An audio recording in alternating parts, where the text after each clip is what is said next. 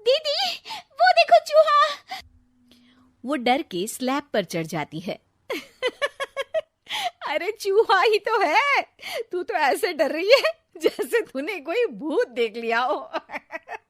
कितनी डरपोक है तू भी ना प्रज्ञा। आप ज्यादा हंसो मत दीदी, हर इंसान को किसी ना किसी चीज से डर लगता है। लगता होगा, पर मुझे तो किसी चीज से डर नहीं लगता। मैं तो बहुत बहादुर हूं, पर तू हद कर दी भाई, एक चूहे से डर गई है। एक दिन प्रज्ञा अपने कमरे से बाहर निकल रही होती है और तभी शिवानी उसे पीछे से आकर डरा देती है। प्रज्ञा एकदम से उछल पड़ती है। दीदी, ऐसे भी कोई मजाक करता है क्या?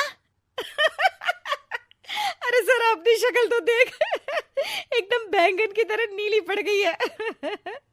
अरे मेरी देवरानी इतनी बड़ी डरपोक है, मुझे तो पता ही नहीं था। आप ऐसे चौंकाओगे तो कोई भी डरेगा ना।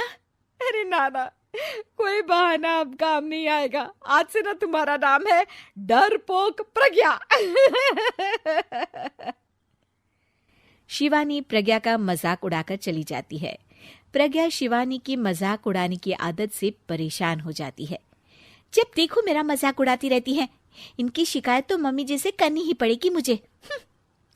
प्रज्ञा अपनी सास के पास जाती है और उन्हें सारी बात बताती है कि किस तरह उसकी जिठानी उसके डर का मजाक उड़ाती है।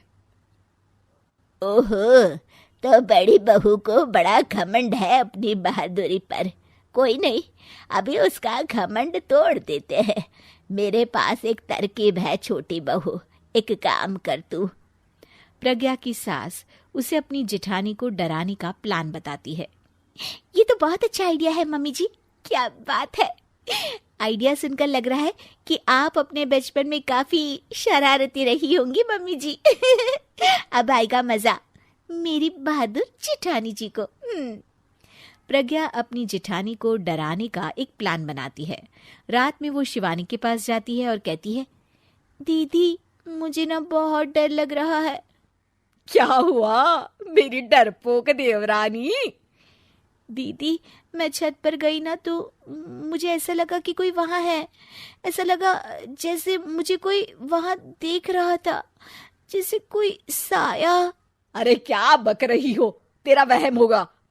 नहीं नहीं दीदी, आप चलो ना प्लीज मेरे साथ, मुझे तो बहुत डर लग रहा है।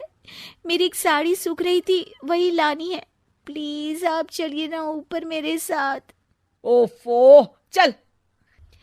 प्रज्ञा शिवानी को बहाने से छत पर ले जाती है और वो उसके पीछे चल रही होती है। ले आ गए हम छत पर। कहाँ है भूत, दिखा, कहीं तो है नहीं। तभी प्रज्ञा चुपके से सीढ़ियों पर छुप जाती है और शिवानी छत पर अकेली रह जाती है। अरे प्रज्ञा, कहाँ चली गई? प्रज्ञा एकदम से सीढ़ियों का दरवाजा बंद कर देती है। अब शिवानी को डर लगने लगता है।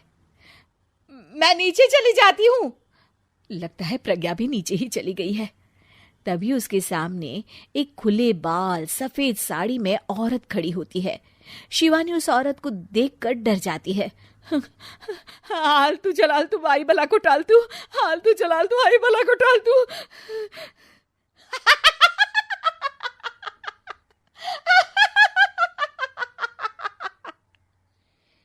चुड़ैल की हंसी सुनकर शिवानी बुरी तरह डर जाती है। नहीं नहीं, मुझे छोड़ दो, भगवान के लिए मुझे छोड़ दो। नहीं नहीं नहीं नहीं नहीं नहीं नहीं, नहीं।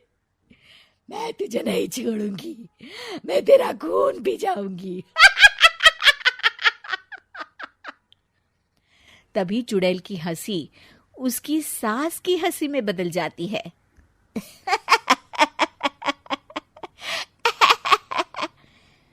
मम्मी जी, ये तो मम्मी जी की आवाज है।